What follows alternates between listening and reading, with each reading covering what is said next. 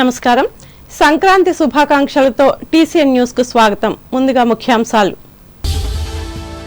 గ్రామ పాలనలో అక్రమాలకు అడ్డుకట్ట వేయనున్న స్వర్ణ పంచాయతీ విధానం అమలుకు కృషి చేస్తున్నట్లు చెప్పిన జిల్లా పంచాయతీ అధికారి అరుణశ్రీ. తణుకు ప్రాంతంలో ఘనంగా సంక్రాంతి పర్వదిన వేడుకలు, సంప్రదాయాలను పాటించిన ప్రజలు. కోడి పందాలను వ్యతిరేకిస్తూ తణుకు భగత్ సింగ్ విగ్రహం ముందు నిరసన వ్యక్తం చేసిన లాయర్లు. తణుకు అయ్యప్ప ఆలయంలో పడి పూజతో జ్యోతిని దర్శించుకున్న భక్తులు. తాడేపల్లిగూడెం మండలం ఉప్పరగూడెం గ్రామంలో ఆరంభమైన రాష్ట్ర స్థాయి చెడుగుడు పోటీలు, క్రీడాకారుల కూతతో కలకలలాడిన గ్రామం. జగన్నాథపురంలో భక్తి శ్రద్ధలతో నిర్వహించిన మస్తాన్ బాబా ఉరుసు మహోత్సవాలు. కొత్తపేటలో వైభవంగా నిర్వహించిన ప్రబల తీర్థం, పర్యవేక్షించిన ఎమ్మెల్యే బండారు. నమస్కారం. టీసీఎన్ న్యూస్ కి స్వాగతం. పంచాయతీలో ఎలాంటి లావాదేవీలు జరిగినా స్వర్ణ పంచాయతీ పేరిట ఆన్లైన్ చెల్లింపులు చేసేలా చర్యలు చేపట్టనున్నారు. ప్రతి పైసా, ప్రతి పని ఇకపై పక్కాగా లెక్క తేలనుంది. రాష్ట్ర పంచాయతీరాజ్ శాఖ ఆదేశాల మేరకు నివాస గృహాలు, పనులకు సంబంధించిన పూర్తి సమాచారాన్ని కార్యదర్శులు, సచివాలయ సిబ్బంది అసెస్మెంట్ల వారీగా ప్రభుత్వం ఇచ్చిన యాప్లో నమోదు చేస్తున్నారు. త్వరితగతిన ఈ ప్రక్రియను పూర్తి చేసి డిజిటల్ రూపంలో సేవలను అందుబాటులోకి తీసుకువచ్చేందుకు చర్యలు ముమ్మరం చేశారు. ఇప్పటికే 99.94% వివరాలు నమోదు చేశారు.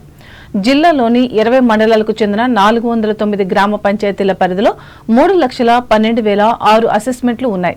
స్వర్ణ పంచాయతీ వెబ్సైట్లో మొదటగా పంచాయతీ ముఖ చిత్రాన్ని లోడ్ చేస్తున్నారు.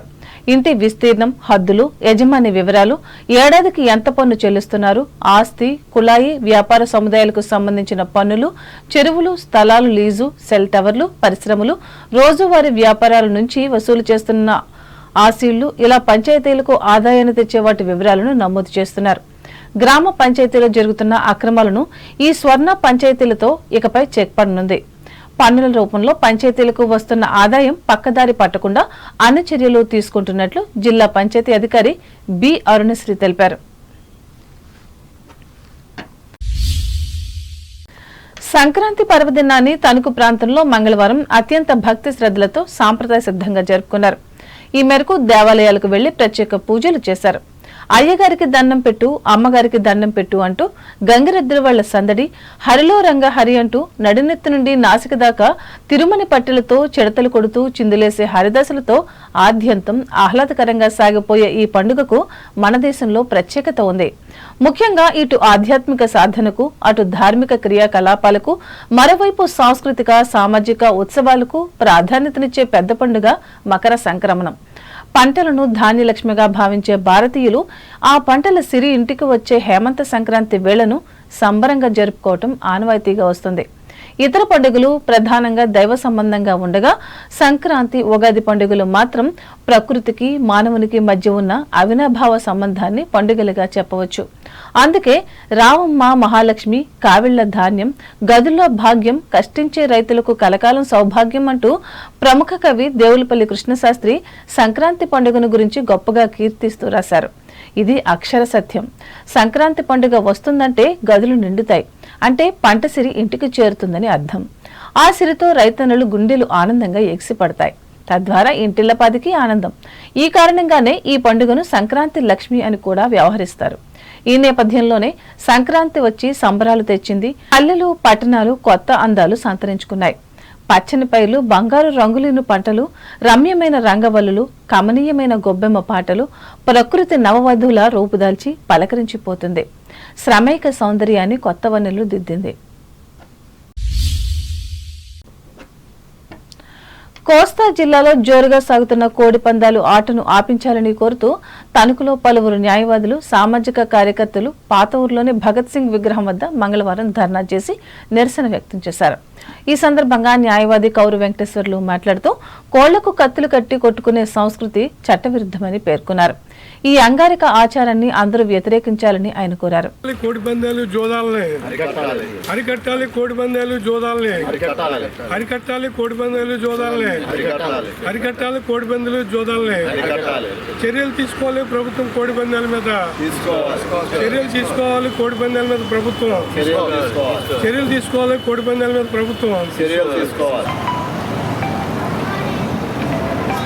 సంక్రాంతి, భోగి, కనుమ పేరు మీద ఈ రాష్ట్రంలో కోడి పందాలు, గుండాట్లు, పేకాట్లు ఇతర కార్యక్రమాలు రాష్ట్రం అంతా జరుగుతున్నాయి. మరి వాటిని అడ్డుకోవాల్సిన ప్రభుత్వ అధికారులే, ప్రభుత్వాలే వాటిని సపోర్ట్ చేస్తూ ఈ రాష్ట్రంలో కోడి పందాలని, పేకాట్లని పెంచి పోషిస్తున్న సందేహం లేదు. ఈ యొక్క కోడి పందాలు, పేకాట్లు, జోదాలలో సుమారు 300 కోట్ల నుంచి 400 కోట్లు చేతులు మారాయంటే అది దేనికి సంకేతం అని చెప్పేసి మనం ప్రశ్నించుకోవాల్సిన అవసరం ఉంది. మరి మన సంస్కృతి సాంప్రదాయంలో భాగాలైనటువంటి ఈ ఆటల పోటీలు కానీ, కబడ్డీ కానీ, ఖోఖో కానీ, క్రికెట్ కానీ, హాకీ కానీ ఇటువంటి సాంప్రదాయ ఆటలు మానేసేసి మరి కోడి పందాల పేరుతోటి ఈ జోదాలు నిర్వహించడం ఎంతవరకు సమంజసం అని చెప్పేసి మేము అధికారిని ప్రశ్నిస్తూ ఉన్నాం. మరి వెంటనే ఈ కోడి పందాల జోదాలను అరికట్టాలని చెప్పేసి మేము ప్రజల పక్షాన మేము ప్రభుత్వాన్ని కోరుతున్నాం. ఈ కార్యక్రమంలో లాయర్లు ఉడతల మల్లేశ్వరరావు, కండిపోయిన ఆనంద్ కుమార్, సాంఘిక కార్యకర్తలు సవరిగాని బోసు, డోలా సింహాద్రులు పాల్గొన్నారు. తణుకు పట్టణ జాతీయ రహదారి పక్కన ఉన్న అయ్యప్ప స్వామి దేవాలయంలో మంగళవారం పడి పూజ నిర్వహించి జ్యోతి దర్శనం చేశారు. ఈ ఆధ్యాత్మిక కార్యక్రమానికి ఆలయ స్థలదాత చల్లా భరణి కుమార్, గురుస్వామి వేమూరి చలపతిరావులు ఆధ్వర్యం వహించారు.